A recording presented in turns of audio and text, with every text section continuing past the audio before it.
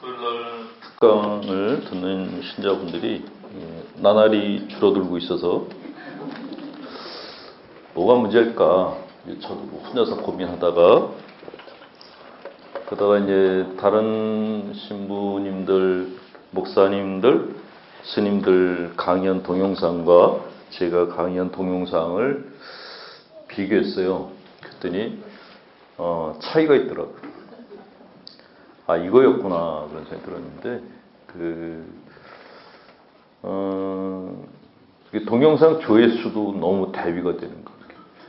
뭐 예를 들면 이제 그 황구라 같은 경우에는 황창희 신부는 조회수가 한 10만이 넘고요. 얼마나 구라가 센지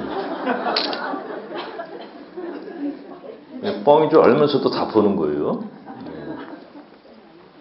그리고 조금 이름 있는 분들 동영상은 다 10만이 넘어가요. 근데 제 거는 10,000명이 조금 넘어요.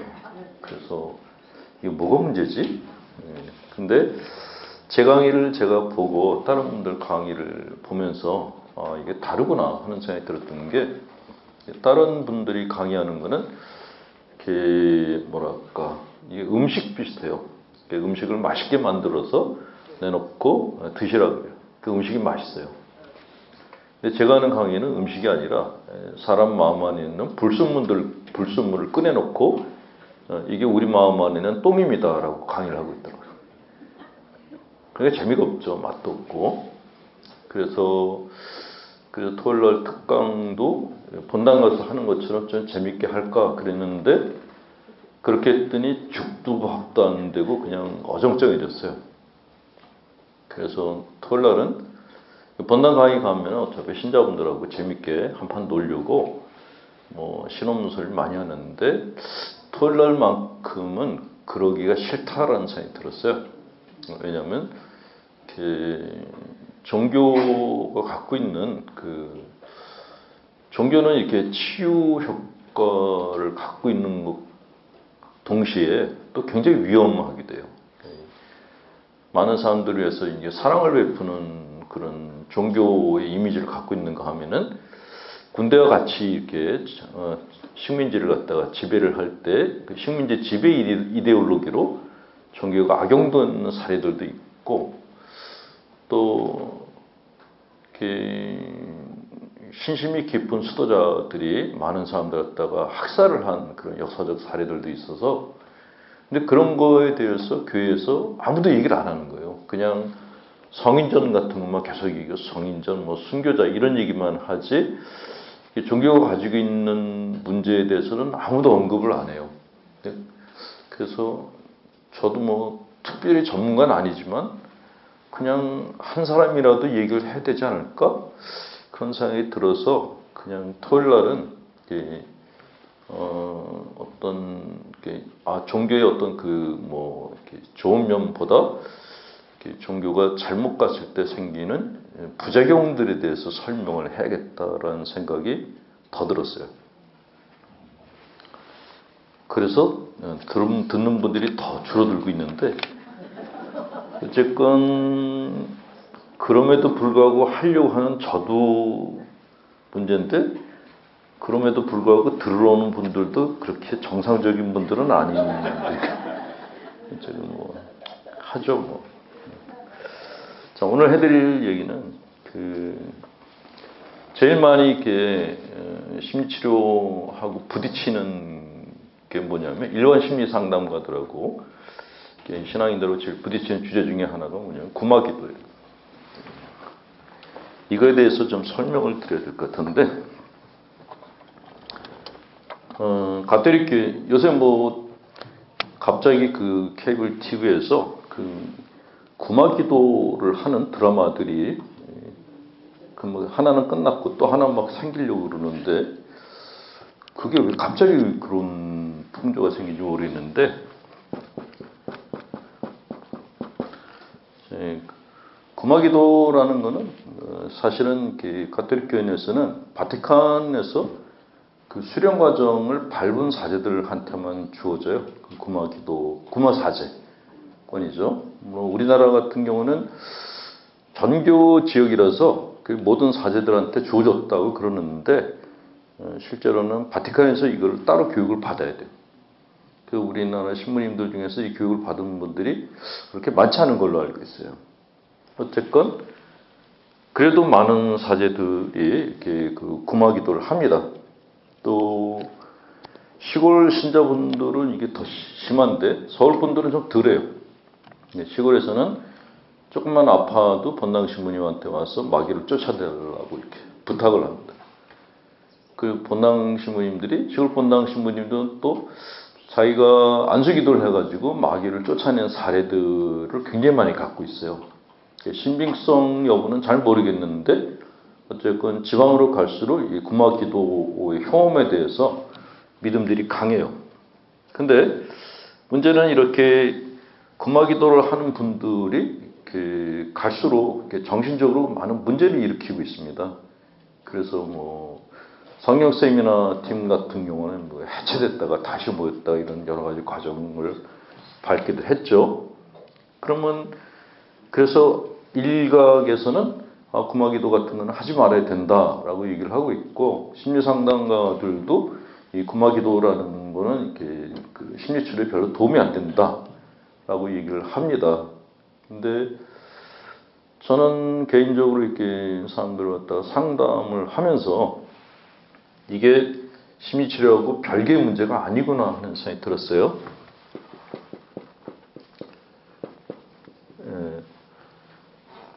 심리치료라는 것은 사람 마음 안에 있는 상처를 갖다 치유하는 거죠. 상처와 병적인 컴플렉스를 주로 다룹니다. 자, 근데 이 상처하고 병적인 컴플렉스는 어디부터 시작됐죠? 결국 부모, 나 사이에서 발생해요. 제가 누누이 기억할 때마다 얘기하는 게 부모님이 아이들 갖다가 사육했냐, 양육했냐에 의해서 아이들 성격이 결정된다라는 얘기 굉장히 많이 했어요. 그러니까 실제 상담 사례들 보면 거의 90% 이상이 부모와의 문제의 연장선상으로 지금의 문제가 드러나고 있다라는 것이 거의 이렇게 확실시되고 있는데, 그러니까 양육이냐 사육이냐 하는 이 주제가 굉장히 중요하죠. 이게 지금에 와가지고는 뭐 부모의 문제, 아이의 문제까지 다 연장이 됐는데, 부모님이 아이들을 갖다가 그냥 뭐 정말 개 키우듯이 그렇게 키우게 되면은 아이들 마음에 많은 상처가 남고 병적인 컴플렉스들이 생겨요. 근데 이게 치유가 되지 않으면은 뭐 사람 마음 안에 있는 상처는 몸의 상처하고 달라가지고 이게 치유를 하지 않으면 계속 상처 그대로 남아있어요. 그리고 시간이 가면서 이게 점점 더 이렇게 그 염증 부위가 더 넓어지고 깊어집니다. 근데 이렇게 상처가 방치된 채로 자라게 되면 성격적으로 성격 장애군에 들어갈 위험성이 굉장히 크고 나중에 결국 갈 수 있는 게 사이코패스까지 갈 수 있다는 거죠.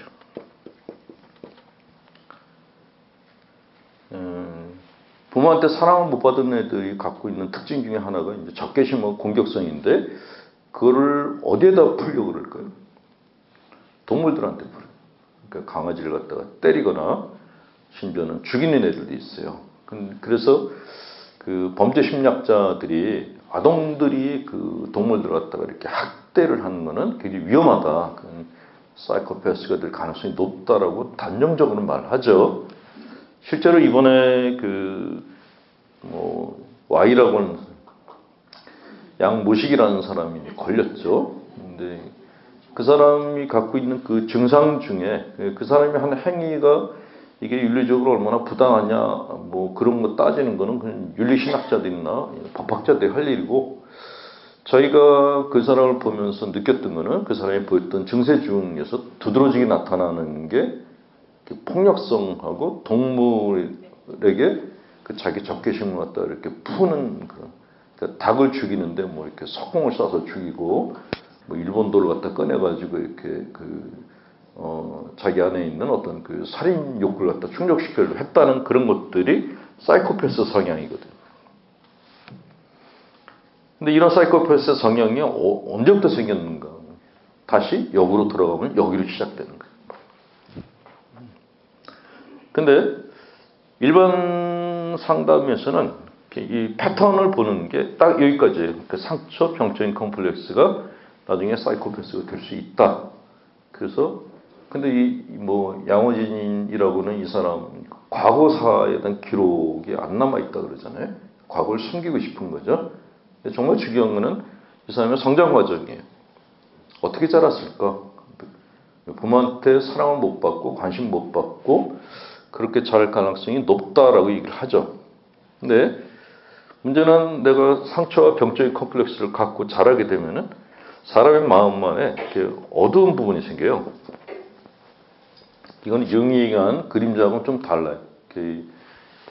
융도 그림자에 대한 얘기를 했거든요. 사람의 마음 안에는 이렇게 그림자 같은 게 있는데 이 그림자 안에 있는 특성들은 사실 인간적인 특성을 대변합니다. 근데 이건 말고 사람 마음 안에 있는 이거는 정신적인 그림자가 아니라 영적인 어둠이라고 표현할 수 있는데 이런 것들이 생기기 시작합니다. 그러니까 인간이 가지고 있는 미성숙성 말고 이렇게 사람 마음 안에 있는 사악한 부분이 생겨요. 그를 심리학에서 이제 내재화 이론을 얘기를 하면서 인간의 마음 안에 자아가 여러 개가 있는데 그 중에 이제 제일 건강한 놈이 있고 좀 미성숙한 게 있고 좀 문제가 있다 그래요. 근데 그 바로 옆에 있는 게 가장 사악한 자아가 있다.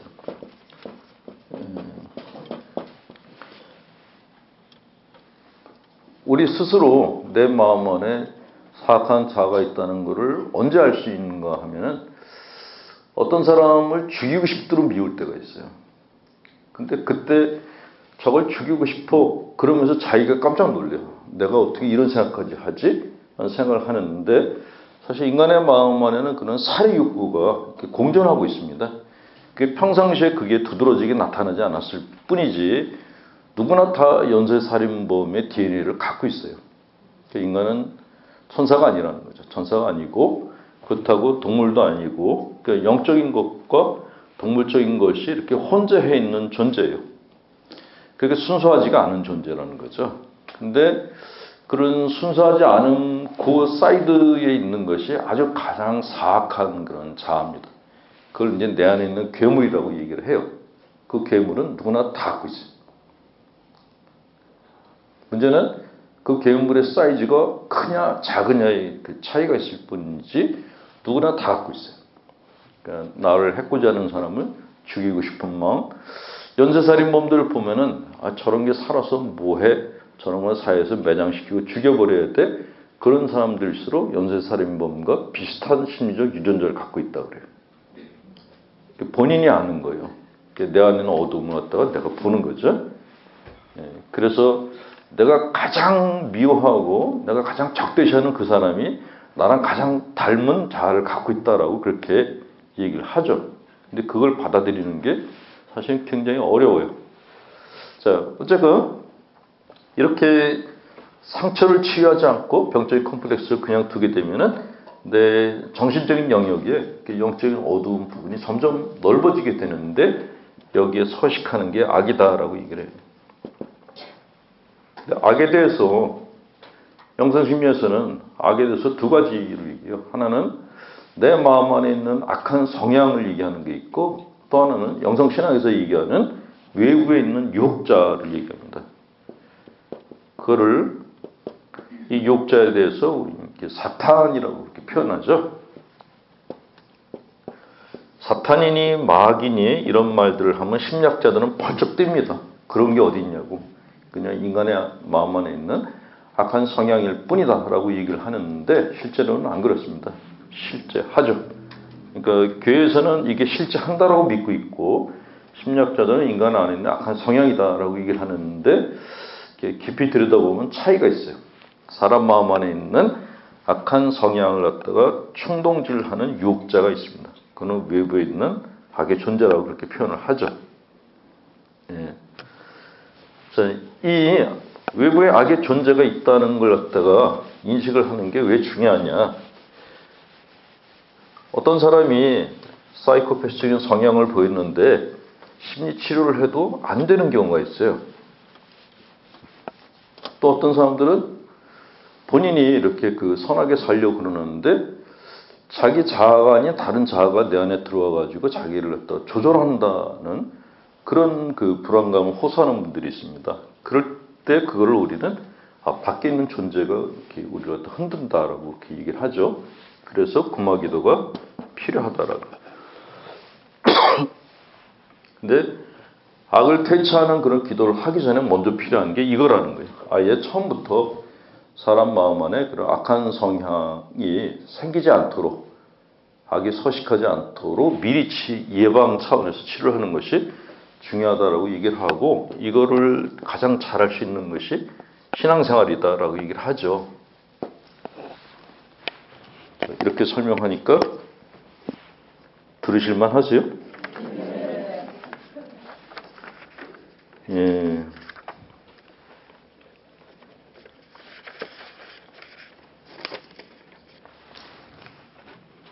인간은 평생 유혹을 겪으면서 살아야 돼요. 이 유혹이라는 게 뭐 여러 가지가 있거든요. 뭐 없는 사람들은 뭐 돈에 대한 유혹을 겪어야 되고, 또 장가 못 간 사람들은 이성에 대한 유혹을 겪어야 돼요. 또 승진하지 못한 사람들은 권력에 대한 유혹을 겪어야 돼요. 근데 이 유혹이라는 것이 꼭 모든 이 유혹이 전부 이렇게 그 악의 세력에서부터 온 거냐 하면 그렇지는 않다라는 거죠. 유혹과 유혹자는 좀 식별을 하실 필요가 있어요. 유혹이라는 거는 배고플 때는 음식을 먹고 싶어요. 근데 내가 배고픈데 돈이 없어요. 그러면 어떤 유혹이 생길까요? 내가 배고픈데 돈은 없어요. 근데 식당 앞을 지나가게 됐어요. 그럼 뭘 하고 싶을까요?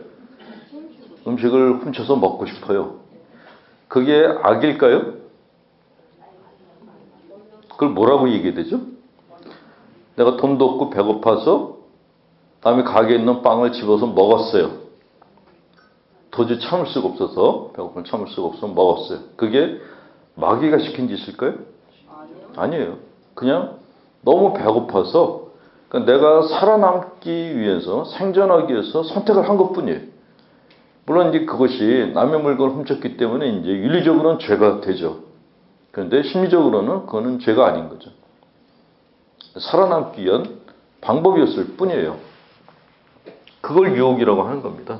그러니까 유혹은 생존 기제를 위해서. 내가 배고플 때는 음식을 먹고 싶은 유혹을 느끼는 것은 내가 생존을 하기 위한 수단이라는 거죠.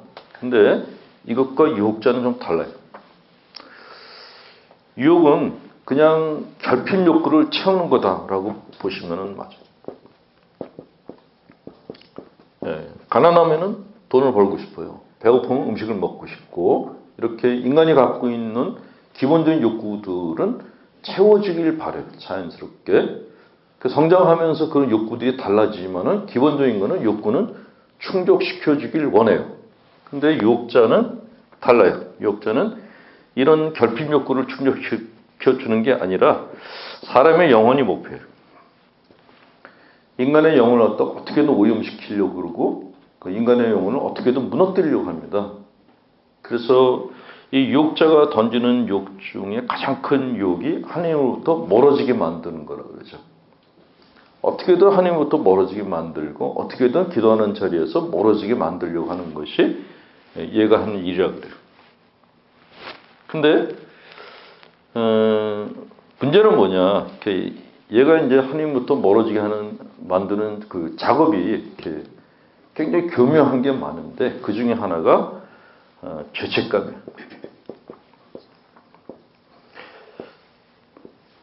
유혹자가 던지는 유혹 중에서 가장 식별하기 어려운 것 중에 하나가 죄책감이고, 두 번째는 자기 만족이에요.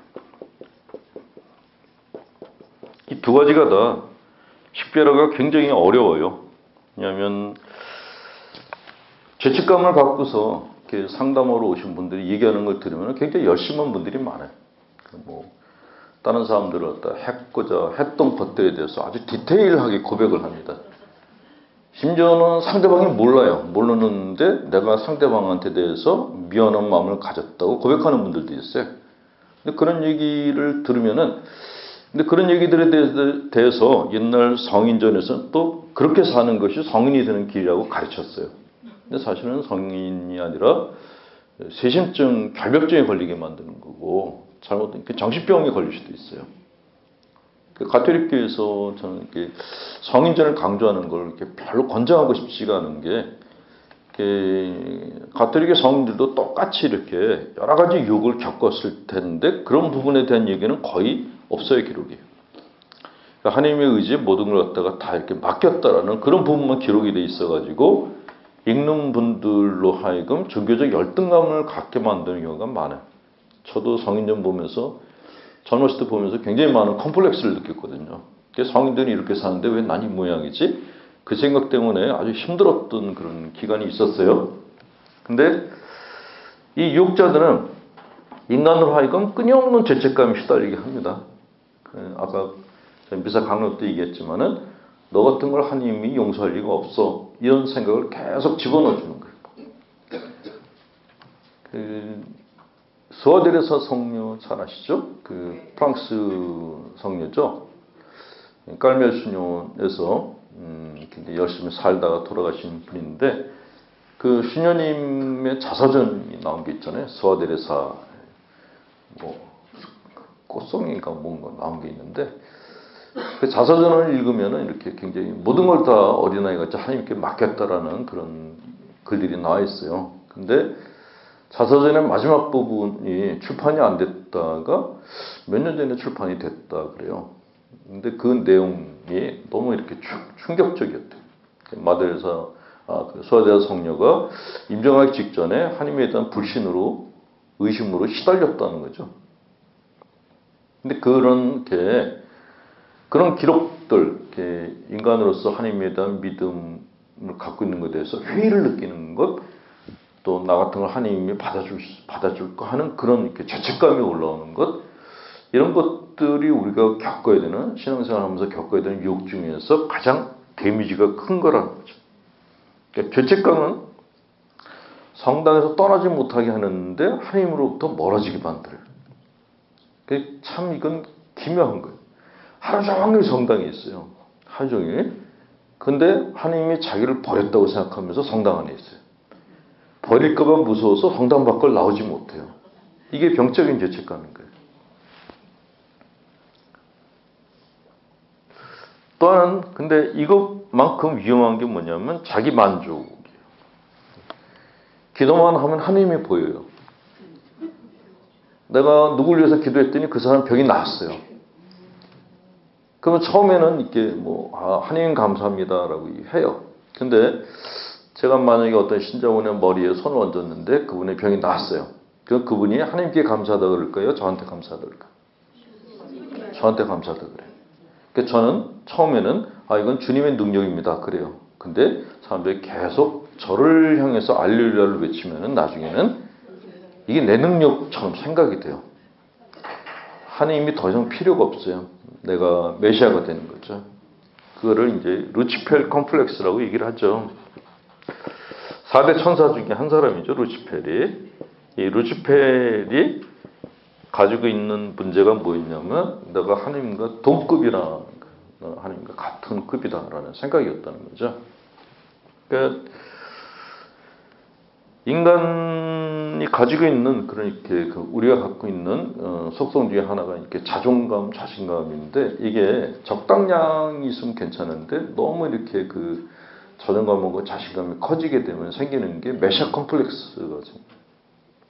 내가 하나님이 되는 거예요. 그러니까 뭐든지 다 내 뜻대로 돼야 돼. 근데 이 정도 상태가 되면 이제 거의 그 다음에는 자기가 하나의 종교를 만듭니다. 교주가 됩니다. 사이비 종교의 교주들이 이렇게 심적으로 변화하는 걸 이렇게 분석한 글이 있었어요. 그 과정이 거의 패턴이 똑같아요.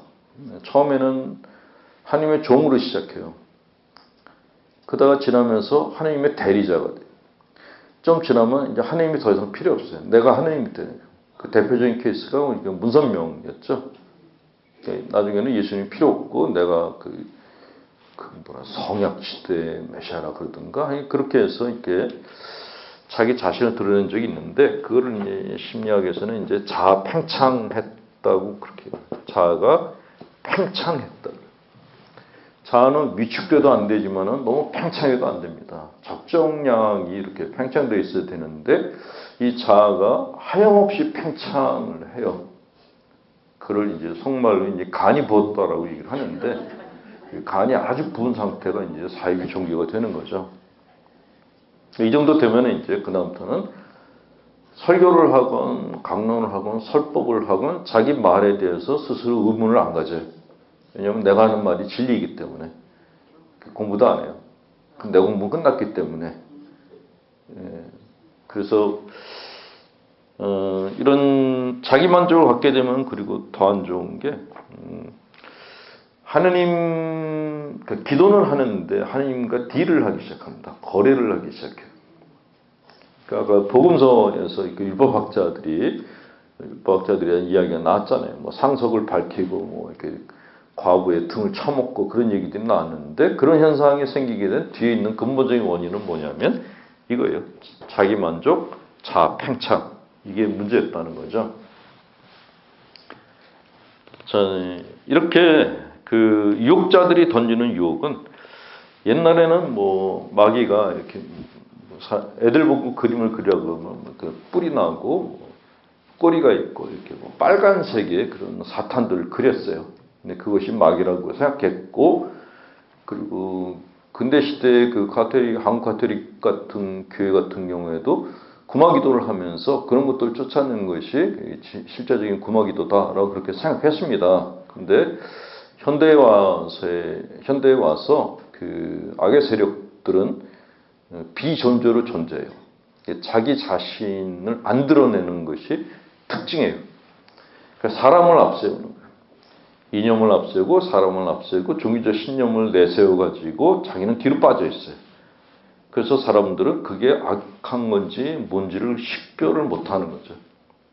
근데 이런 악의 유혹자가 가지고 있는 특징이 분열을 시키는 거예요. 사람을 분열시키고 살해 욕구를 불러일으키고 미움을 불러일으키고 적개심 불러일으키는 게 얘네들이 하는 일이에요. 그래서 그 영혼을 무너뜨리는 게 얘들이 하는 일인데 이런 것들을 그래서 그런 의미에서 유혹은 신미초를 해야 되지만 이 유혹자는 구마기도를 해야 된다라고 얘기를 하는 겁니다. 이 재미없는 얘기를 이렇게 제가 길게 하는 이유는 제가 강의하는 게 동영상으로 찍혀가지고 다른 나라에도 많이 나가더라고요. 근데 한국은 신자분들이 강의를 들을 기회가 많아요. 근데 해외 신자분들은 들을 기회가 없어요. 그래서 그러니까 들을 기회가 이런 심리치료에 대한 들을 기회가 없기 때문에 해외에 있는 신자분들이 갖고 있는 신앙심이 한국 신자분들보다 더 좀 유아적이고 굉장히 이렇게 뭐라고 하죠? 무속신앙하고 비슷한 신앙 가진 분들이 많으세요. 그분들한테 교육용으로 일부러 좀 어렵게 설명을 했습니다. 공부하시라고.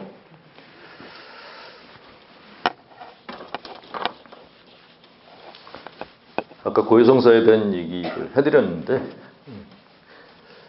명동성당은 이렇게 성탄 때가 되면 이제 판공성사를 해요. 근데 판공성사 때가 되면은 거의 신자분들이 줄을 길게 씁니다. 정신이 하나도 없죠. 고해신부도 정신없고 신자분들 정신없고 뭐 어떤 분당은 이제 성탄 때서 이제 알바를 가요. 고해성사 알바를 가는데 신자분들이 그 고해성사 보려고 줄 서 있다가 이렇게 싸움을 하는 분들이 있어요. 새치겠다고 싸우고. 그래서 이게 판공성사 이렇게 보는 게 어떤 의미가 있을까 그런 생각도 드는데 명동에서 제가 보좌로 있을 때 그때도 고해성사가 굉장히 길었어요. 거의 이제 2시간 이상 왔다 고해소에 앉아 있는데 계속 양쪽으로 이제 그 문을 여닫게 돼 있었거든요. 이쪽 열고 듣고 사직하고 이쪽 열고 또 사직하고 정신없이 이제 열고 닫고 그러다가 갑자기 조용한 거예요. 그래서 이제 다 끝났나 보다. 거기서 문을 열고 나왔는데 줄이 아직도 길어요. 그래서 사람은 들어와 있는데 왜 고해성사를 안 보지? 그래서 문을 이렇게 그 조그만 조그만 그 문이 있어요. 이렇게. 그리고 이렇게 들여다봤더니 저쪽에서 누가 그쪽으로 같이 쳐다보고 있는 거예요. 누구시냐 그랬더니 저보고 당신은 누구냐고 묻더라고요. 난 이 성당의 신부다. 당신은 누구십니까? 그랬더니 자기는 지나가는 사람인데 밖에 사람들이 줄을 길게 서 있어서 성당 때려서 선물 주는 줄 알고 서 있다가 어떻게 여기까지 들어왔다 그러더라고요. 명동에 있으면 정말 별의별 사람들이 다 들어옵니다. 별의별 사람들.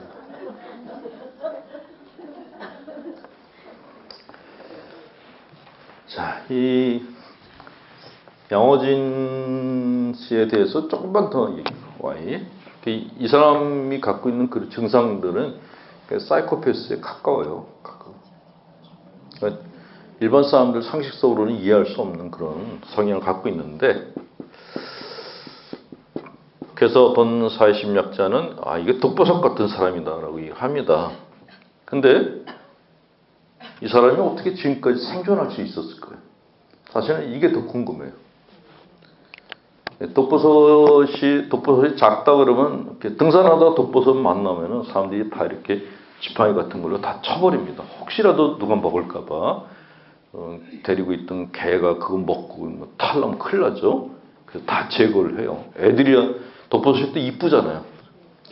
그러니까 애들이 또 혹시나 해서 먹을까봐. 실제로 시골 사는 분들이 독버섯을 식용인 줄 알고 먹었다가 이렇게 마비가 오는 분들도 있고 그렇다 그래서 경계를 하는데 이게 굉장히 이뻐요. 근데 이 독버섯이 이렇게 클 때까지, 이렇게 부자가 될 때까지 왜 그냥 뒀을까요? 이거를 그러면 이 독버섯에다 물을 주는 거는 누구죠? 얘가 크라고 물을 주는 게 누굴까요? 사실은 이 Y라는 사람은 그냥 하나예요. 한 사람이에요. 이 D가 궁금한 거예요. 누가 그 많은 독버섯에다 물을 주고 있었을까? 언제부터 줬을까? 지금까지 그런 부정한 사업을 하면서 걸리지도 않고 지금까지 이렇게 잘 버텨오게 된 데에는 물을 주는 사람들이 있었을 거라는 거죠. 그 뒤에 배후 세력이 누굴까? 이걸 찾아내는 게 더 중요해요. 이 사람 하나 깜빵에 보내요. 근데 여기가 제거되지 않으면은 계속해서 다른 양호진이 또 나오고 그래요. 그러니까 여기가 진짜 중요해요. 누굴까요? 이국정 교수가 굉장히 유명하죠. 젊은 의사 선생님인데 정말 이렇게 물불을 가리지 않고 위험을 무릅쓰고 환자들을 갖다 치료하러 다닙니다. 근데 이국정 교수가 매번 얘기하는 거예요. 이렇게 분명히 내 이름으로 많은 후원금이 온다고 얘기를 들었는데 현장에는 한 푼도 안 왔다. 현장의 물품들은 정말 쓸모없는 것들만 있다라고 개탄을 했어요. 그러니까 돈이 새고 있는 거예요. 돈이 새요. 돈이 샌다. 여기도 돈으로 움직이고 있어요. 뭔지 모르지만 이렇게 독버섯을 키우면서 여기서 나오는 돈을 갖다가 먹고 있던 세력들이 있어요. 이국정 교수 이름으로 사람들이 굉장히 많은 후원을 해주는데 이게 오면서 중간에서 다 새고 있어요. 그럼 이 새는 돈을 먹는 사람들은 누구죠? 한국 사회가 갖고 있는 문제 중에 하나가 이렇게 돈이 정확하게 전달이 안 되고 중간에서 새는. 그러니까 지금은 그래서 사람들이 아프리카 애들이 굶어 죽는다, 아프다, 도와주자 그래도 안 도와주려고 그래. 걔들은 불쌍해요. TV 탤런트가 가가지고 아픈 애들을 안고 끌어안고 울고 그래도 돈은 안 내놔요. 왜요? 중간에 증발이 되는 것 같다라는 생각이 드는 거예요. 그러니까 아이나 그 착한 선한 마음을 가진 달란트가 마치 삐끼처럼 돼버린 거예요. 우리가 내는 후원금, 우리가 내는 그 선한 마음을 내는 복지기금이 도대체 어디로 새는 거죠? 그러니까 한국 사회가 갖고 있는 문제는 그거라는 거예요. 돈이 샌다는 거죠. 뭔지 모르지만 정확하게 전달이 안 되고 있다는 거예요. 그러니까 혈관이 있는데 혈관에 피가 제대로 흘러가야 되는데 혈관 자체가 헐어가지고 자꾸 피가 새고 있다는 거예요. 물이 빠져야 되는데 배수로가 오래돼가지고 옆으로 물이 자꾸 빠지고 있다는 거예요. 그러면 이렇게 새는 돈을 먹고 생존하는 걔네들은 도대체 누구죠? 예, 그게 진짜 궁금해요. 누군지. 그리고 이 그룹이 없어지지 않고 정화되지 않는 한 한국 사회에서 갖고 있는 문제는 계속 번복될 거다라는 생각이 드는 거예요.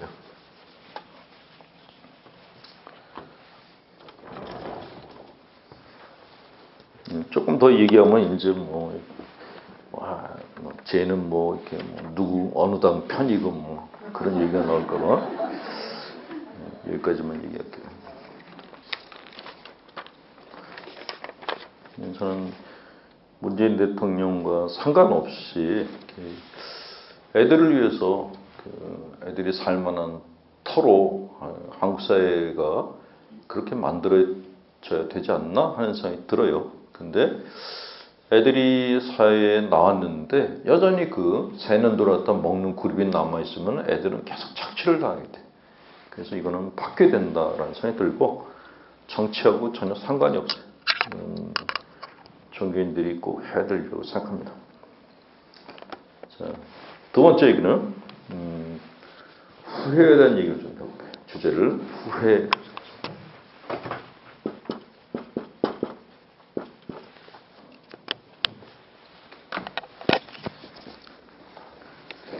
여러분들은 살아오시면서 어떤 게 제일 후회가 되세요? 제일 후회되는 거. 뭐가 제일 후회되세요?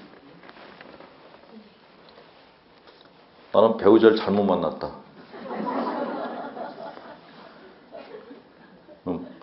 바꾸면 어떨까요? 바꿔도 똑같아요? 사람들한테 후회되는 일이 어떤 게 있냐라는 설문을 던졌더니 제일 이렇게 많이 나온 게 옛날에 공부 안 한 거에 대한 후회가 제일 많았대요. 그래서 저는 이렇게 배우자 선택인가? 그랬더니 그건 아니고 예전에 공부 안 했던 게 제일 후회스럽다. 다시 학생으로 돌아오고 싶다. 그게 제일 많았다. 그러고 그 다음으로 나온 게 내가 하고 싶은 거를 안 했던 거가 후회스럽다. 그랬대요. 그럴 수 있겠다라는 생각이 들어요. 근데 이 후회라는 거는 이렇게 얘기를 합니다. 후회 속에 사는 사람들은 이미 지나가 버린 과거를 고치려고 현재와 미래를 담보로 내놓고 있는 것과 같다. 잘못된 과거를 되돌리고 싶다는 생각에 빠져서 지금을 살지 못한다. 마음의 감옥 안에 스스로 가두고 사는 것을 후회하는 삶이다라고 얘기를 해요. 내가 그때 그러는 게 아니었는데 그런 생각은 누구나 다 갖고 있죠. 후회를 안 하고 사는 사람들은 거의 없어요. 다 후회를 하는데 문제는 그 후회를 얼마만큼 하느냐가 문제인 거죠. 술 먹을 때마다 예전에 잘못된 선택한 거를 번복해서 얘기하는 분들이 있어요. 계속 그때 내가 그렇게 하는 게 아니었는데 라고 얘기를 해요. 근데 그런 얘기들은 한두 번 정도는 들어줄만 해요.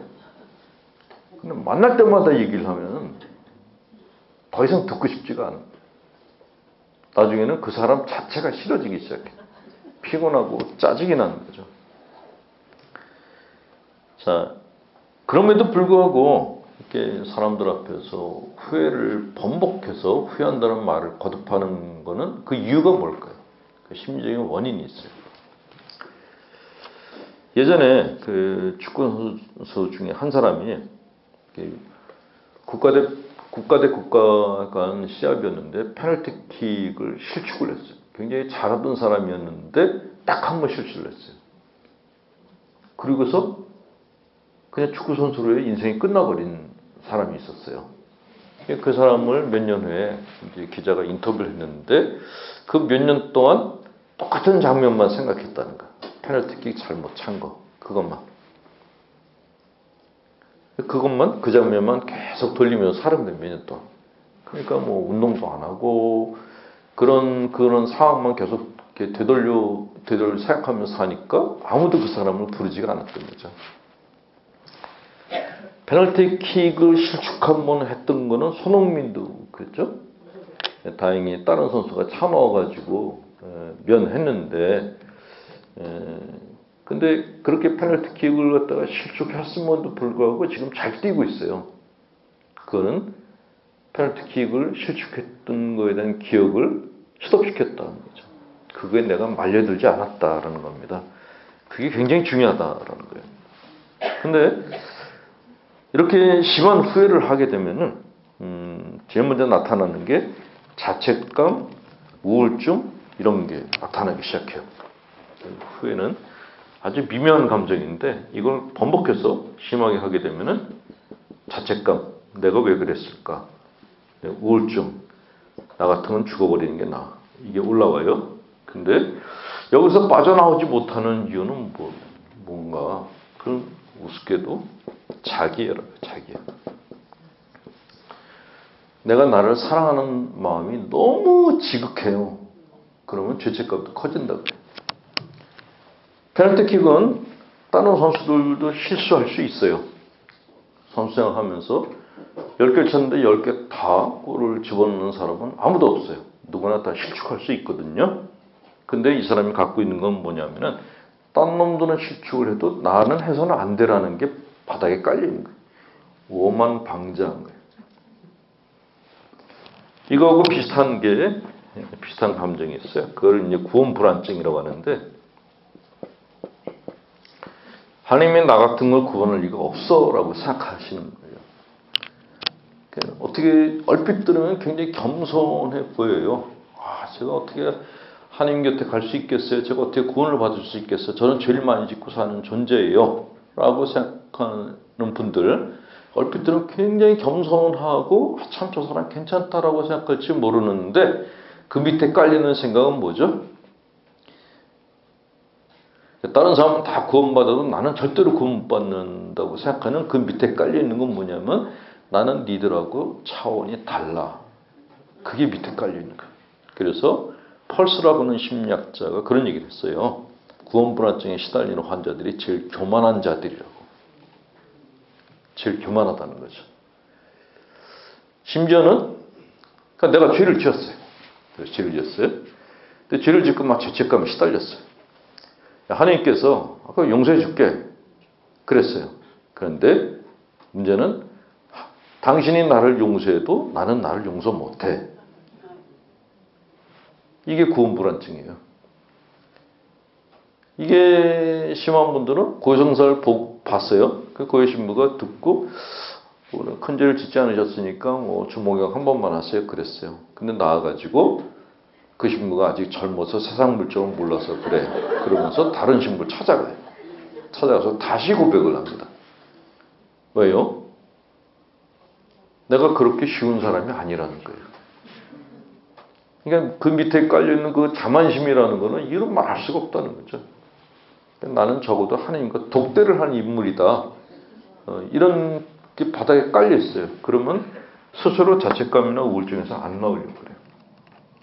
그래서 후회를 극심하게 하는 사람들이 사실은 굉장히 심한 에고이스트다라고 얘기를 해요. 실제로도 그런 게 심한 후회를 하는 사람들은 아무것도 안 해요. 결국 가족들이 나가서 돈 벌어가지고 이 사람을 먹여 살려야 돼. 아주 민폐 덩어리인 거예요. 죽지도 않아요 또. 자, 이렇게 후회를 심하게 하는 사람들은 이제 과대망상에 빠질 때가 많이 있습니다. 어떻게 나 같은 사람이 그런 잘못된 선택을 할 수 있었을까라는 라고 하는 자기 과대망상에 빠져 있는데, 이런 과대망상 환자들을 대상으로 또 영화가 만들어진 게 그게 타임머신입니다. 옛날로 돌아가서 바꿀 수 있다라는 메시지를 갖다 주고 있는 거죠. 글쎄, 뭐 경암청에 타임머신을 갖다 만드는 표본이 있다 그러는데, 돌아가서 다른 선택을 하면은, 그러면 그 다음에는 이렇게 후회하지 않는 선택을 갖다 계속 할 수 있을까요? 그렇지는 않아요. 예, 이건 패턴이기 때문에 자기 삶의 패턴을 바꾸지 않는 한 후회하는 선택을 계속하게 된다라는 것이 심리학자들의 견해입니다.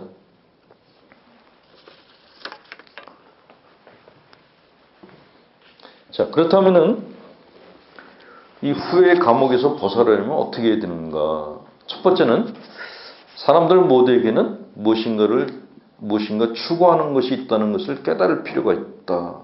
인간은 내 잠재력을 확대하고 싶은 욕망을 갖고 있어요. 그건 아주 원초적인 욕망인데, 그냥 나는 그냥 이렇게 시들시들하다 죽고 싶다, 그런 사람들은 아무도 없어요. 뭔가 하고 싶은 욕망을 누구나 다 가지고 있다는 거죠. 이름 없이 살다가 죽을래? 아니면 이름 한번 날리고 죽을래? 그러면 다 이름 한번 날리고 싶다라는 마음을 다 갖고 있단 말이죠. 그게 환경이 여의치가 못하니까 내 안에는 욕망을 피우지 못할 뿐이지, 누구나 다 그런 원초적 욕망을 갖고 있어요. 그래서 남자들은 이렇게 그 돈을 벌기 위해서 노력하고, 여인들은 여인들 나름대로 이렇게 열심히 화장을 하고 막 이쁘게 보이려고 그러고 뭔가 하려는 이유가, 사실은 내 안에 있는 그런 원초적인 욕망을 키우고 싶은 것 때문에 그렇다라는 거죠.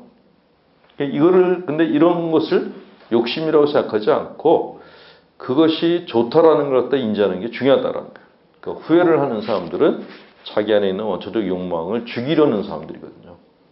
그래서 네 안에 있는 그 사람들 마음 안에 있는 그 욕망을 자극해서 그게 이렇게 일어나게 하면은 후회의 틀에서 벗어날 수 있다라고 얘기를 합니다.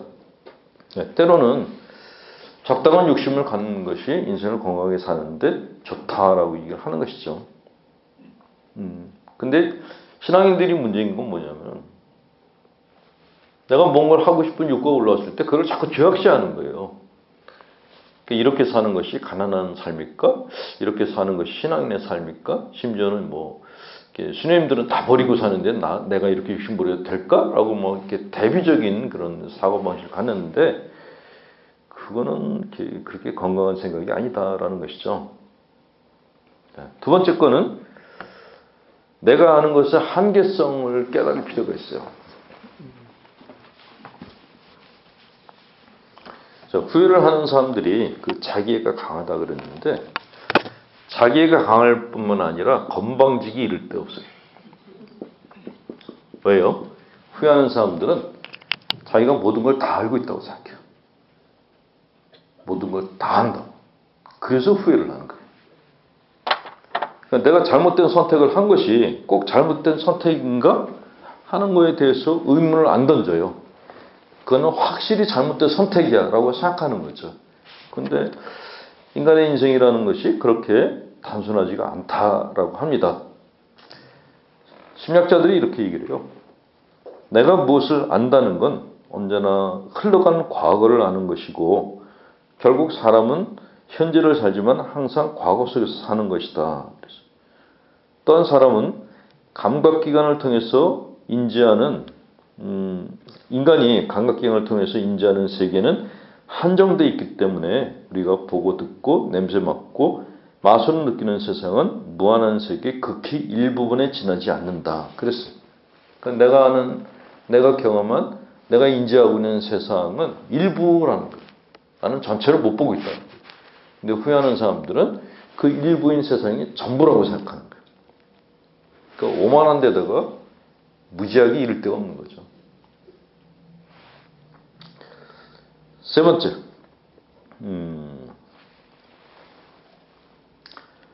감정의 긴장과 불균형 상태는 언제나 찰나적인 것이 지나지 않는다. 것을 인지할 필요가 있다. 후회라는 감정도 그렇게 오래 지속되지 않습니다. 인간이 가지고 있는 모든 감정은 지속적인 게 하나도 없어요. 싫어하는 감정도 오래가지 않아요. 그 인간의 감정은 순식간에 변할 때가 많습니다. 그렇게 미워하던 사람도 미워하는 사람이 나한테 잘해주면 금방 또 이렇게 그 사람에 대한 호감을 가져요.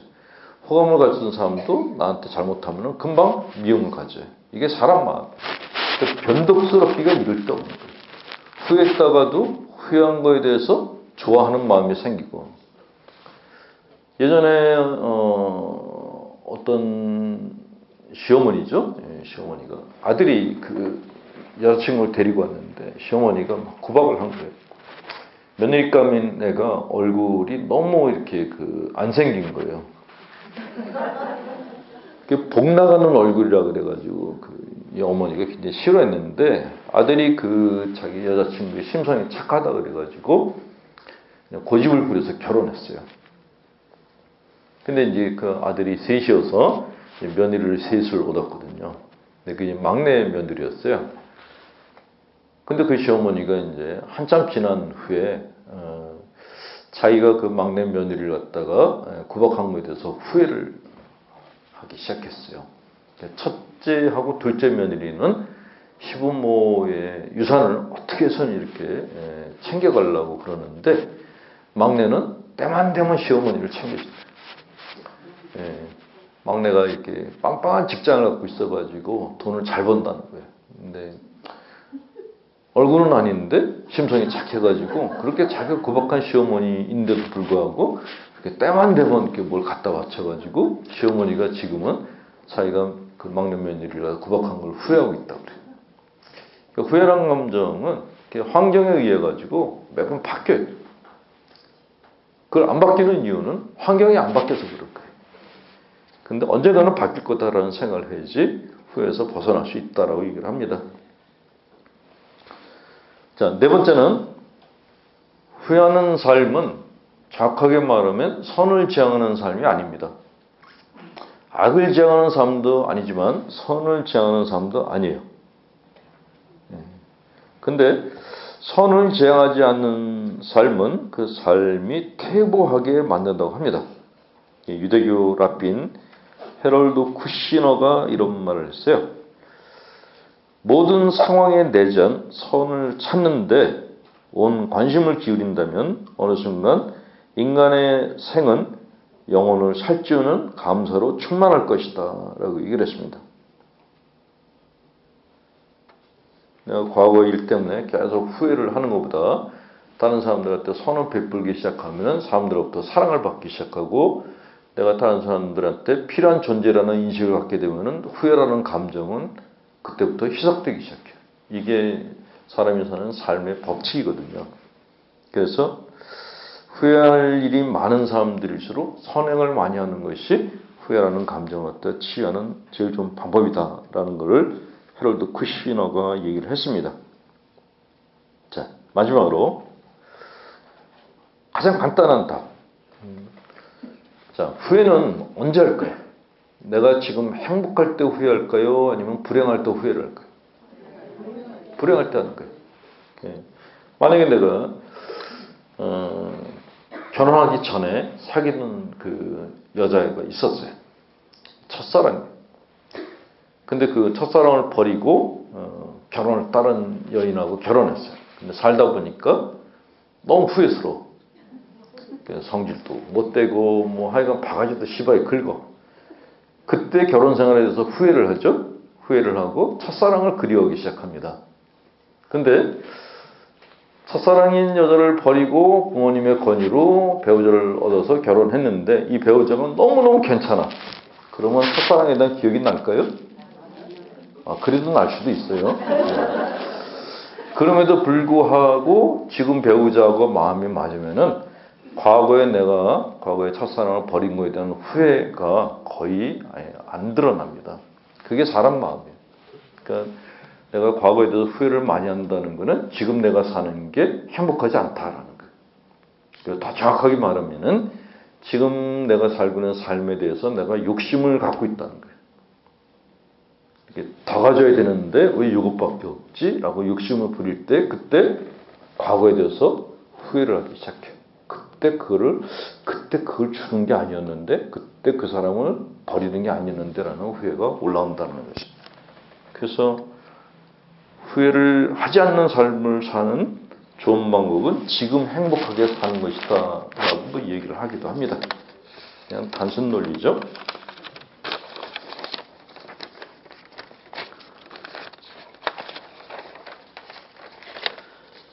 자, 막간이금.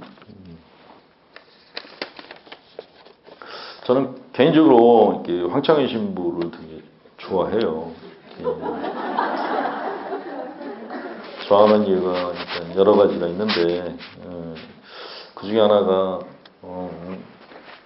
이 친구가 이렇게 그 성격이 굉장히 담백해요.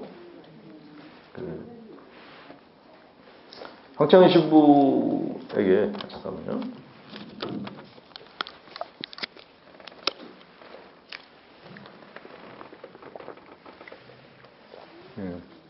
황창현 신부가 굉장히 많은 사업을 하고 있어요. 평창에 생태마을도 있고 잠배에도 생태마을이 있고 또 다른 생태마을을 만들려고 합니다. 근데 그런 걸 만드는 그런 돈이 어디에서 나와요? 후원자들이 있는 거예요. 후원자들이 많은 기금을 내놓고 있죠. 뭘 보고요? 황창현 신부를 보고 내놓는 거예요. 황 신부한테 이걸 맡기면은 틀림없이 어떤 사업을 갖다가 할 거다라는 믿음을 갖고 있는 거죠. 그러니까 황 신부 마음이 맑다는 거예요. 근데 저한테는 후원금이 별로 안 들어와요. 저걸 냈다가 자기 어디다 쓸지는 모르겠는 거예요. 근데 예. 어쨌건 황창현 신부는 이렇게 정말 온몸으로 일을 하면서 그렇게 해서 얻은 후원금으로 좋은 일을 많이 하고 있습니다. 근데 그 친구의 단점이 뭐냐면은 자기 몸을 아끼질 않아. 그게 단점이에요. 그래서 수원교구장님이 일부러 쉬라고 이렇게 외부 강의를 못하게 하고 평창 그 생태마을 안에서만 이렇게 활동하는 걸로 알고 있어요. 그냥 두면은 이러다가 죽을 가능성이 있거든요. 근데 그런 친구들은 좀 아까워요. 그렇죠? 우리는 벌써 이렇게 괜찮은 신부 하나를 잃었잖아요. 이태석 신부. 젊은 나이에 너무 일찍 갔죠. 그렇게 보내놓고 나면은 보낸 사람들이 너무 허탈한 거예요. 그래서 이태석도 이러는데 황창현까지 이러면 안 될 것 같다라는 생각이 들어서 몸을 좀 이렇게 조심하게 하는 게 좋겠다라는 생각을 누구나 다 가지고 있습니다. 어쨌건 마음이 굉장히 맑고 그리고 강의하는 내용을 이렇게 들으면은 쌩쌩해요. 그게 그 신자분들한테 강의 내용도 그렇지만 그 본인이 가지고 있는 그런 어떤 액티비티한 활력이 그냥 다 전달이 되는구나 하는 생각이 들어요. 그래서 전에 황창현 신부가 이제 서울에 와서 강의할 때에도 황 신부가 강의할 때 되면 강의실이 꽉 차요. 그 다음 주에 제가 할 때는 이제 텅 비어요. 예, 이미 그냥 그 난주도에 가면은 그 쓰레기차들이 와가지고 쓰레기를 막 버립니다. 근데 그 재활용품이 많아요. 이제 앞벌이라는 사람들이 먼저 중요한 걸 다 캐가요. 캐고 난 다음에 나중에 이제 그 뒤탕 치는 사람들이 있거든요. 꼭 제가 그 뒤탕 치는 기분이 들어요. 네. 어쨌든 가톨릭 교회 안에 다양한 그런 특기를 가진 그런 강사 신부들이 좀 많이 나왔으면 좋겠어요. 우리는 너무 적어요. 지금 차동희 신부도 몸이 아파가지고 쉬고 있고, 황창희 신부도 또 몸이 아파가지고 쉬고 있고, 개신교나 불교 쪽에서는 뭐 그냥 머리를 내밀고 서로 나와서 하려고 그러는데, 가톨릭 교회는 그나마 몇 명 안 되는데 다 몸이 안 좋아서 쉬고 있어서 이거 좀 그렇다라는 생각이 듭니다.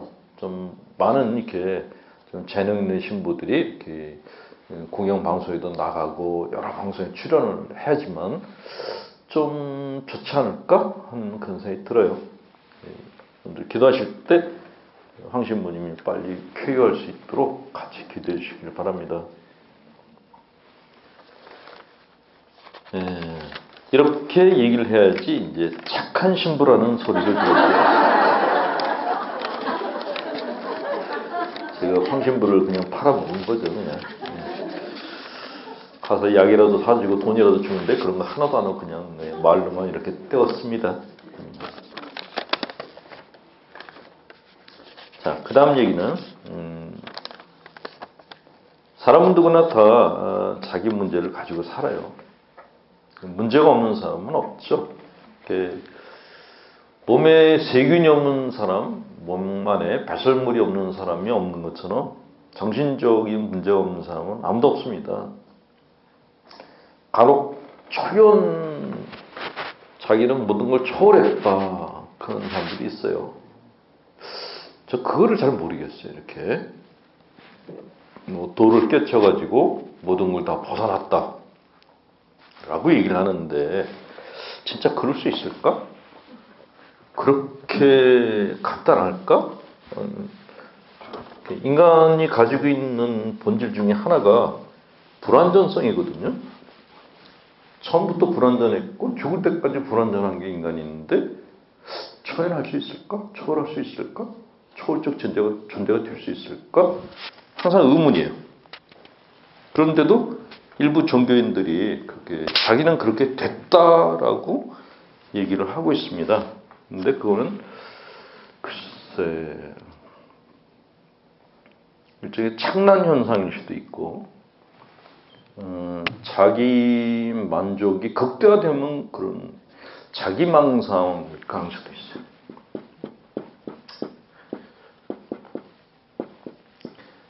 자, 영성에 대한 얘기를 굉장히 많이 해요. 영성이 어떤 사람이 영성이란 정확하게 말하면 그리스도를 닮은 어떤 모드라고 표현할 수 있을 것 같은데 어떤 사람의 영성 수준이 높은지 낮은지를 갖다 알 수 있는 그 척도가 뭐가 있을까요? 영성이 높은 사람과 낮은 사람의 특징이 뭐죠? 뭘까요?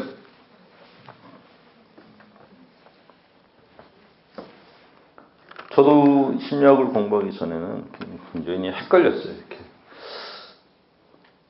그러니까 영성적 그러면은 성당에서 하루 종일 기도하고 사람을 만나도 이렇게 천상적 존재같이 이렇게 싹 웃음 짓고 화도 안 내고 늘 온유한 표정을 하고 고개는 15도 정도 오른쪽으로 이렇게 기울어져 있고 그런 게 영성적이다. 그렇게 배웠어요. 그래서 그 실제로 그 성인녀들 보면 성인들이 거의 다 고개가 15도 이렇게 오른쪽으로 있어요. 기도할 때에도 이렇게 빳빳이 기도하는 게 아니라 다 이렇게 비스듬히 기도를 하는 모습 보이고 그게 영성적이다라고 얘기를 했습니다. 그리고 이 영성적이라는 거에 대해서 또 어떤 사람들은 영세를 일찍 받으면은 영성적이 된다. 이렇게. 그럼 뭐 유아세례 받은 사람들이 가장 영성적이라는 그런 결론이 나와요. 그런 영성은 신앙생활을 오래 하는 사람들이면 다 영성 수준이 높다라는 그런 결론이 나오는데 그럴까요?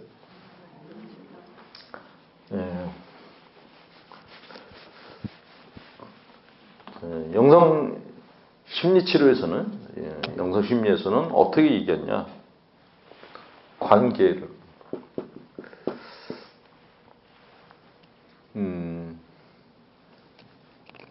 내가 만나는 사람들과의 관계에 질로 평가할 수 있다고 그래요. 그러니까 사람들이 내가 나갔을 때 나를 갖다가 좋아해주는 사람이 얼마고 나를 싫어하는 사람이 얼마일까? 혹은 내가 싫어하는 사람은 몇 명이나 될까? 내가 좋아하는 사람은 몇 명이나 될까? 자, 좋아하는 사람 대 싫어하는 사람이 있어요.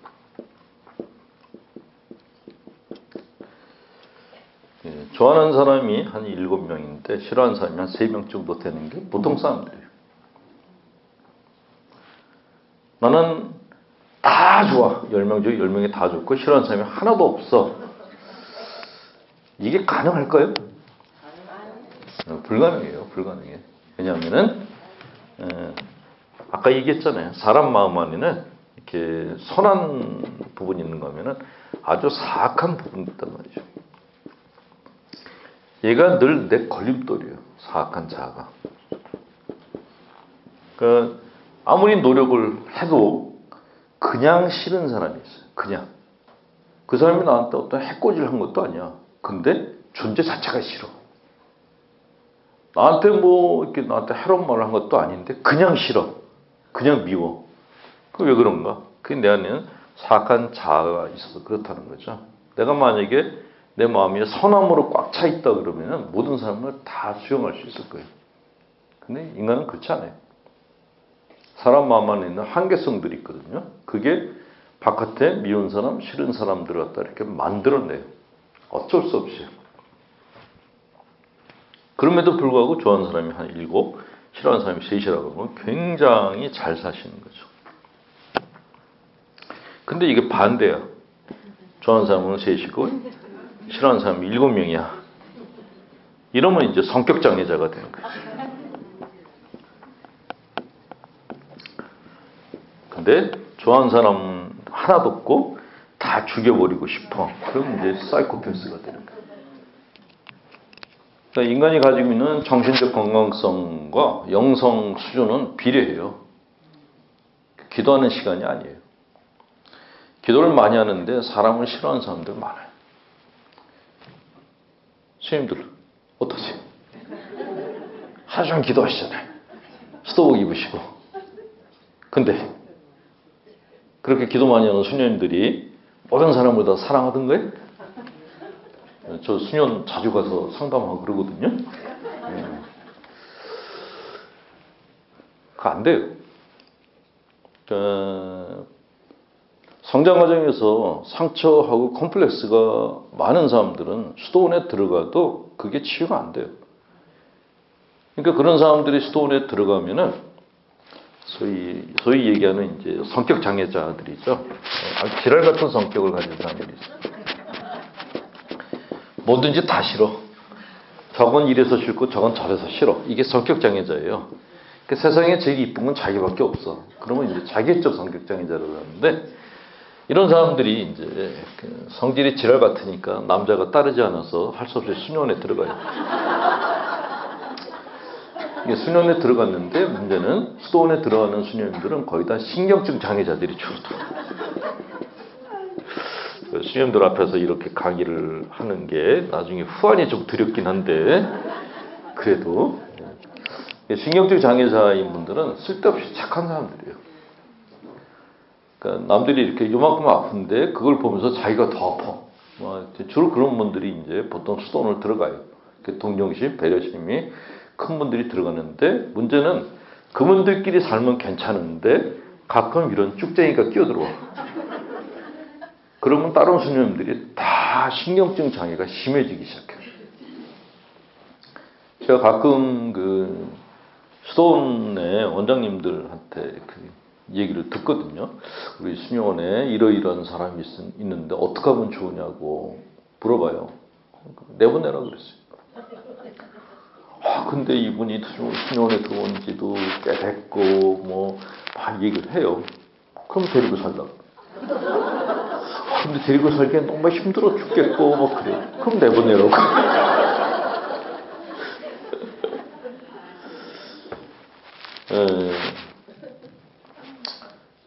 어떤 사람은 내가 개인적으로 그 사람만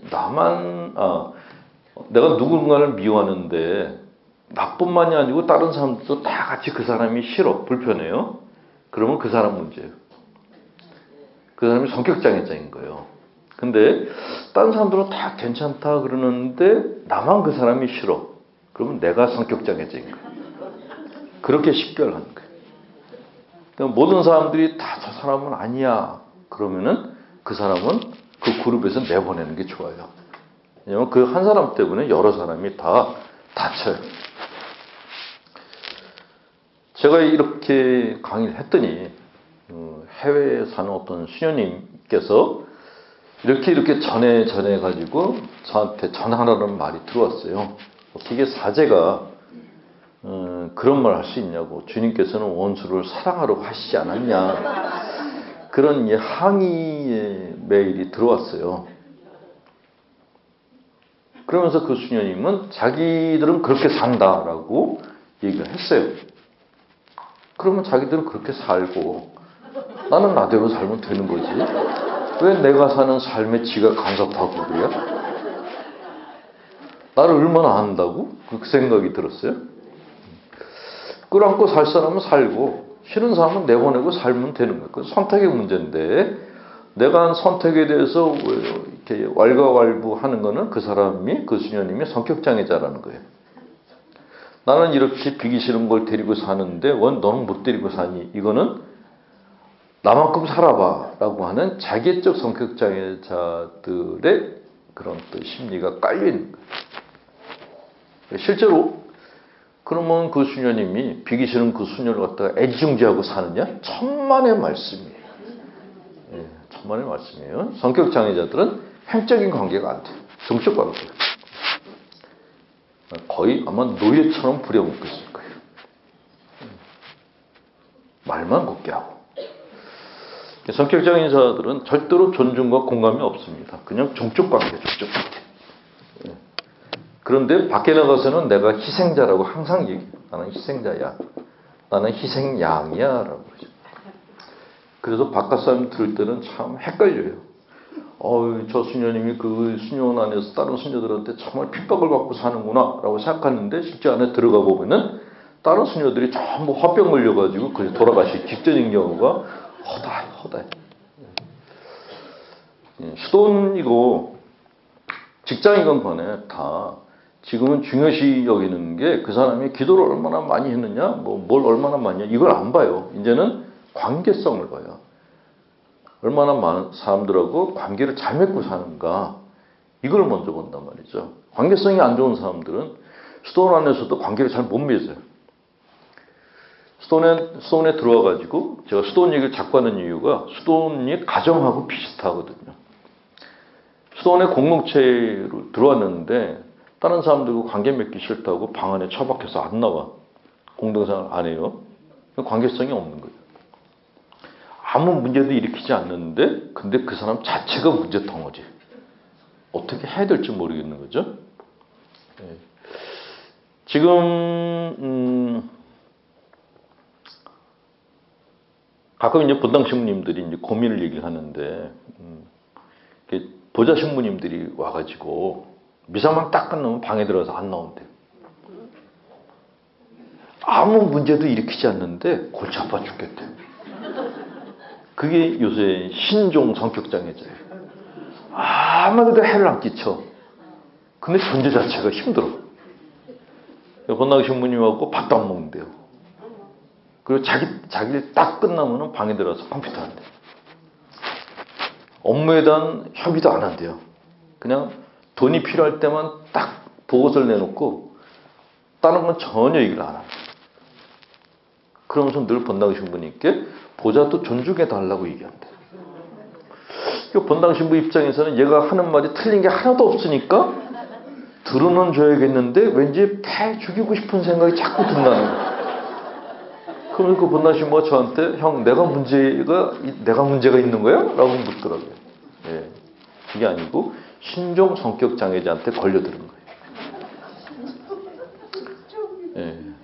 옛날 구종 성격 장애자들은 지랄 해가지고 사람들한테 아유 저 성질머리 가지고 어디 살겠어? 라고 얘기를 했어요. 근데 하다 보니까 이게 동영상에 찍히고 있네. 예, 이렇게 그 동영상에 나오는 강의 중에는 가능하면 욕을 자제를 하고 품위 있는 모습을 보여야 되는데 그렇게 하려고 그러니까 막 온몸이 아파서 안 되겠어요. 옛날에 그냥 그 구종 성격 장애자들은 정말 말 그대로 이렇게 막 난리를 쳤습니다. 신자들 야단치고 애들 데려다 때리고 그 본당 신부 자체가 진상이었어요.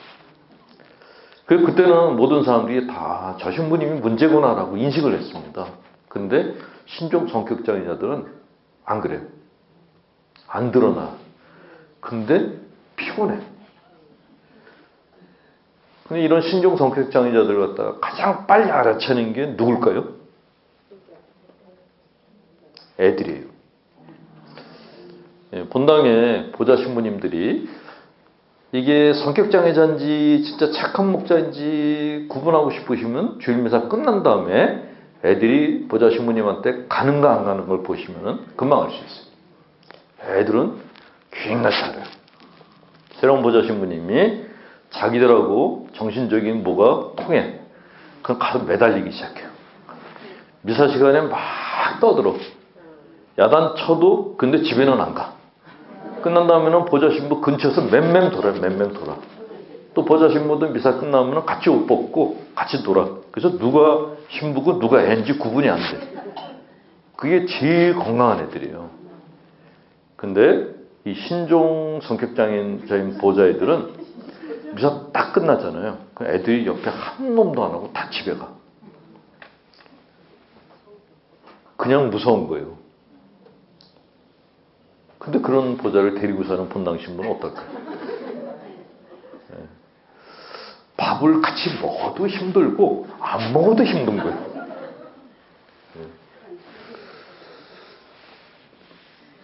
그 성격장애자는 그 성격장애자의 문제는 뭐냐면 자기가 성격장애자는 걸 몰라요. 그래서 더 힘들어. 왜 세상이 날 갖다 이해하지 않냐고 화를 막 내요. 내가 이제 살아가면서 불만을 얘기를 할 수 있죠. 분노도 할 수 있어요.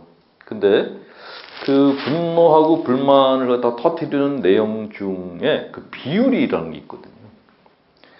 근데 이게 일방적으로 다른 사람들이 다 잘못한 거야 라고 얘기를 하면은 그거는 진짜 성격장애자예요. 그런 사람은 같이 데리고 못 살아요. 수도원에서 빨리 내보내지는 게 좋아요. 그걸 주님의 사랑을 닮으려고 끌어안았다가는 죽어요. 그래서 저는 그 수도원장님한테 끌어안지 말고 내보내라고. 남은 사람들 생각하라. 제가 늘 강조하는 게 잃어버린 한 마리 양보다는 남은 99마리가 더 중요하다. 주님은 그 한 마리 양을 찾으라 그러지 않았냐. 그 잃어버린 그 한 마리 양은 어린 놈이었어요. 어린 양. 그러니까 걔 때문에 엄마가 잠을 못 자. 그러니까 그 어린 양은 찾아야 돼요. 근데 성격장애자들은 어린 양들이 절대로 아니에요. 이미 다 큰 양들이에요. 못된 양이에요. 그런 양은 그냥 버리는 게 좋아요. 복음서에 그 잃어버린 한 마리 양 그랬는데 정확하게 표현해야 돼. 잃어버린 어린 한 마리 양이에요. 어른 양이 아닌 거예요. 그리고 그런 성격장애자인 양들은 99마리가 갈 때 혼자 삐져나가는 경향이 있어요. 그러니까 지가 선택한 길로 빠졌기 때문에 찾을 필요가 없어요. 그냥 자기 길을 가게 두는 게 좋아요.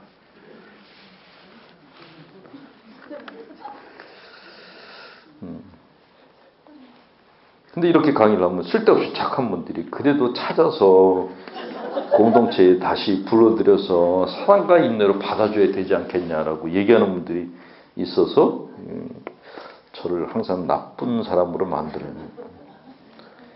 자,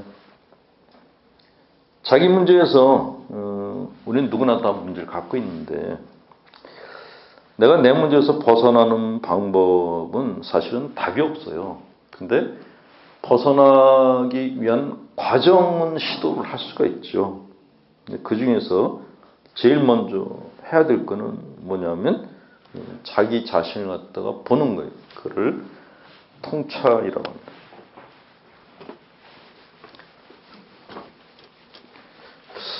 내가 나를 갖다가 보신 적 있나요? 자기가 자기 자신을?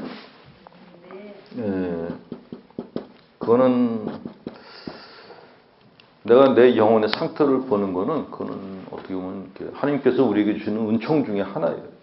그러니까 우리는 은총을 사업을 잘 되게 해주고 뭐 돈을 많이 벌게 해주고 어떤 기회를 많이 주시는 걸 은총이다. 그것만 은총이다라고 생각하는데 그건 어떻게 보면 하나님이 주시는 은총 중에서 이렇게 좀 이렇게 하위급의 은총이죠. 근데 올라갈수록 다른 은총을 주시는데 그 중에 하나가 내가 나를 보게 해주시는 거예요. 착각 속에 빠져 있는 나를 보게 해주시는 거예요. 그런 자기가 자기 자신을 갖다가 보는 은총을 받아야지만 이렇게 자기 착각 상태에서 벗어날 수가 있죠. 그런 의미에서 하나님이 나한테 주시지 그런 은총을 주시지 않을 때에도 계속해서 자기를 보는 훈련을 해야 된다라는 거예요. 근데 그게 좀 힘들어요. 예를 들어서 어떤 사람이 날 갖다 열받게 했어. 막 화를 내. 근데 화를 내다가 생각해 보는 거야. 내가 왜 화를 내고 있지? 뭐 때문에 내가 화를 내고 있지? 하고 자기한테 물음을 던져야 돼요. 근데 그게 진짜 어려워요. 분노가 클수록 자기 물음을 던지는 건 더 힘들어져요. 근데 그 물음을 던지지 않고 계속 분노만 하게 되면 나는 그냥 성격 장애자가 되가는 거예요. 그게. 그러니까 인간이 온전한 마음을 가질 수는 없어요. 분노도 있고 질투도 있고 뭐 여러 가지 감정도 다 가지고 있는데 그거를 자각하는 사람과 자각하지 못하는 사람은 딴 사람들이 볼 때 느낌이 달라요. 그 차이예요. 자각을 하면은 컨트롤하려고 그러고 다듬으려고 해요. 자각하지 못하면은 그냥 자기 안에 있는 불순물을 갖다 계속 배설해내면서 사는 거예요. 거기서부터 사람들이 나한테 가까이 오거나 가까이 오지 않거나가 딱 결정이 나는 거죠. 수도자들 분들을 만나면 수도자들뿐만이 아니라 신부님들도 그렇고 뭐 이렇게 사람들 가까이 가고 싶은 사람이 있고 가까이 가고 싶지 않은 사람들이 있어요. 왠지 이렇게 가까이 가면은 다칠 것 같은 느낌을 주는 사람들이 있어요. 그 안에 칼이 있는 거예요. 남자들은, 우리나라 남자들은 술만 먹으면 정치 얘기를 해요. 근데 정치 얘기를 하면 전부 입에서 칼들이 나요. 그 새끼 죽여버려야 돼. 근데 그 사람이 하는 말이 아무리 옳다고 하더라도 그 말에 칼날이 있으면은요 술이 다 깨요. 그리고 두 번 다시 만나고 싶은 생각이 안 들어요. 근데도 싫은 기색을 보이는데도 계속해서 그 얘기를 해요. 그러면 본인이 성격장애자인 거예요. 상대방에 대한 배려심이 없는 거예요. 그냥 내 감정만 중요한 거죠. 그러니까 내 감정만 계속 뱉어놔. 그러면 딴 사람은 똥모를 뒤집어 쓰는 거예요. 그 사람이 뱉어놓은 거를. 그걸 몰라. 근데 건강한 사람은 자기가 오바이트 하다가 미안하다고 얘기하는 거예요. 그게 정상적인 사람이고 건강한 사람인 거예요. 분노가 없는 사람? 그런 사람은 없어요. 나는 마음 안에 분노가 하나도 없다. 그건 미친놈이에요. 있을 수가 없어요. 가끔 다 비웠다라고 하는 사람들이 있는데 그건 정신병자예요. 건강한 사람이라면 다 갖고 있어요. 가끔 오바이트도 해요. 근데 정상적인 사람들은 내가 문제가 있다는 걸 인정해요. 그리고 사과를 해요. 그 차이일 뿐이에요. 자, 이렇게 통찰을 하는데 통찰이 두 가지가 있어요. 하나는 지적인 통찰이 있어요. 하나는 정서적 통찰이 있어요. 지적인 통찰은 뭐냐? 책을 읽으면서 머리로 이해하는 거예요. 아, 내가 이게 문제였구나 라고. 근데 그런 지적인 통찰이 왔을 때는요 정말 머리가 맑아지는 느낌이 와요. 머릿속에 갑자기 희열 같은 게 생겨요. 문제는 지적인 통찰은 인간을 변화시킬 수 있는 힘이 없다 그래요. 진짜 그 통찰은 어떤 거냐? 정서적 통찰이라는 거죠. 그거를 이 정서적 통찰을 우리 교회에서는 회개라는 게 그거예요.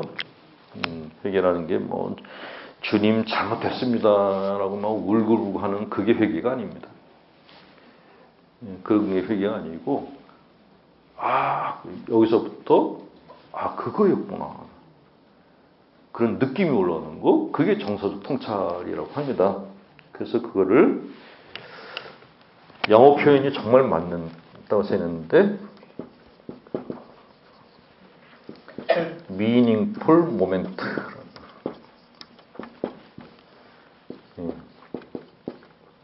의미 있는 순간이다.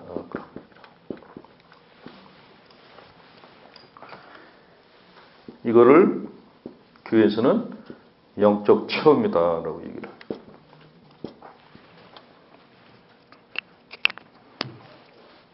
자, 머리로 이해하는 그런 통찰도 사실은 중요해요.